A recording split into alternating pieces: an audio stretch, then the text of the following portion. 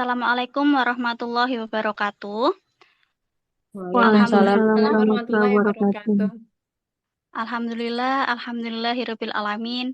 Puji syukur kita panjatkan kehadirat Allah Subhanahu wa taala karena atas rahmat dan karunia-Nya kita dapat berkumpul dalam kegiatan presentasi pada hari ini dalam keadaan sehat walafiat. Shalawat serta salam semoga tetap tercurah kepada Nabi Muhammad SAW yang telah membawa kita dari zaman kegelapan menuju zaman yang penuh dengan ilmu pengetahuan seperti sekarang ini. Yang saya hormati Bapak dosen pengampu mata kuliah Sosiologi Pendidikan, Bapak Faris Hananto, MPD, serta teman-teman kelas B23 yang saya banggakan. Perkenalkan, kami dari kelompok 6 yang beranggotakan 4 orang, yakni saya Humidatul Mar'ah selaku moderator, yang kedua Ibu Hunaini A sebagai pemateri yang pertama, ketiga Ibu Yayan Mailiana sebagai pemateri kedua, kemudian Ibu Syifa Maulida Putri sebagai pemateri ketiga. Dan materi yang akan kita bahas pada hari ini adalah kontribusi sosiologi dalam pendidikan. Sosiologi pendidikan memiliki peran penting dalam memahami hubungan antara masyarakat dan dunia pendidikan, sehingga diharapkan kita dapat mengetahui bagaimana pendidikan berfungsi sebagai alat perubahan sosial sekaligus sebagai sarana pembentukan karakter peserta didik. Untuk mempersingkat waktu, marilah kita masuk ke acara inti, yaitu pemaparan materi oleh pemateri pertama. Kepada Ibu Hunaini A, waktu dan tempat kami persilahkan. Terima kasih atas waktunya. Latar belakangnya adalah karena pendidikan tidak bisa dipisahkan dari masyarakat, sekolah berfungsi sebagai tempat belajar formal, sedangkan masyarakat membentuk nilai dan budaya. Menurut para ahli seperti McIver dan Peck serta Seloso-Marjan, masyarakat adalah sistem hubungan sosial yang terus berkembang. Selanjutnya, pengertian sekolah dan masyarakat. Sekolah adalah tempat berlangsungnya proses belajar mengajar di bawah bimbingan guru.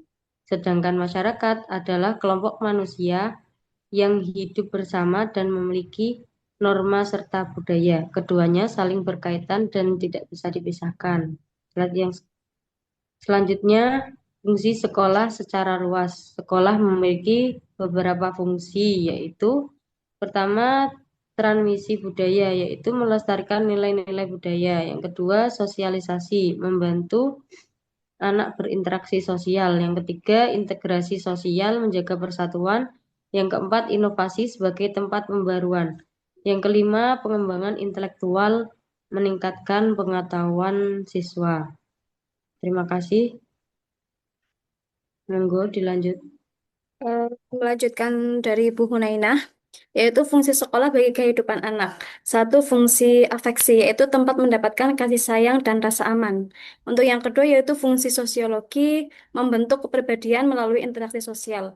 Untuk yang ketiga, yaitu fungsi pendidikan, guna untuk mempersiapkan anak untuk tumbuh hidup secara sosial dan ekonomi. Dan fungsi yang keempat adalah fungsi religius dan perlindungan, yaitu untuk menanamkan jiwa keagamaan serta menjaga fisik dan psikis anak.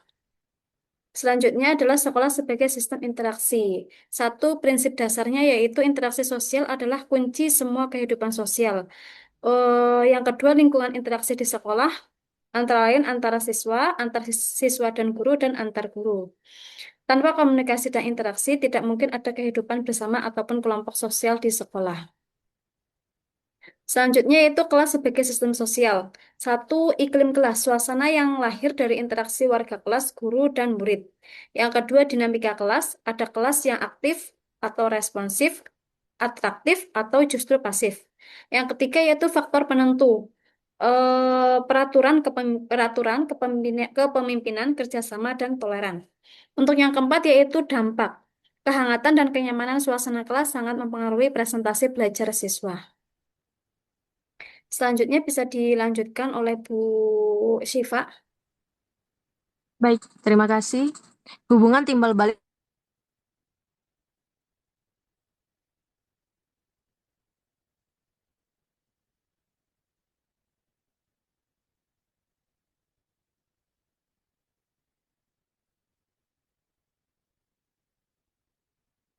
akses pekerjaan. Ketiga, upaya peningkatan. Diperlukan kerjasama antara orang tua, masyarakat, dan pemerintah dalam memperbaiki kualitas pendidikan. Selanjutnya, tugas pokok dan pengaruh sekolah terhadap masyarakat. Pertama, tugas pokok humas sekolah menyampaikan ide, memperoleh bantuan atau kerjasama, dan menyusun rencana perbaikan pembelajaran. Kedua, kontribusi nyata bagi masyarakat, mencerdaskan kehidupan bangsa, membawa virus pembaharuan, menyiapkan tenaga kerja yang siap pakai, menciptakan integrasi sosial yang harmonis.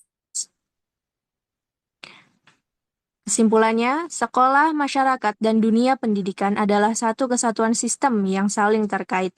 Pendidikan berperan penting dalam memajukan masyarakat dari ketidaktahuan menjadi pemahaman yang mendalam. Sosiologi pendidikan memberikan landasan agar sekolah tetap relevan dengan kebutuhan dan perkembangan zaman. Selanjutnya, saya kembalikan lagi kepada Ibu Humaidah selaku moderator. Terima kasih, Ibu.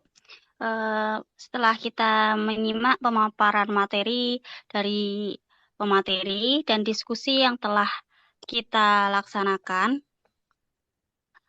dapat kita simpulkan bahwa sosiologi memiliki kontribusi yang sangat besar dalam dunia pendidikan.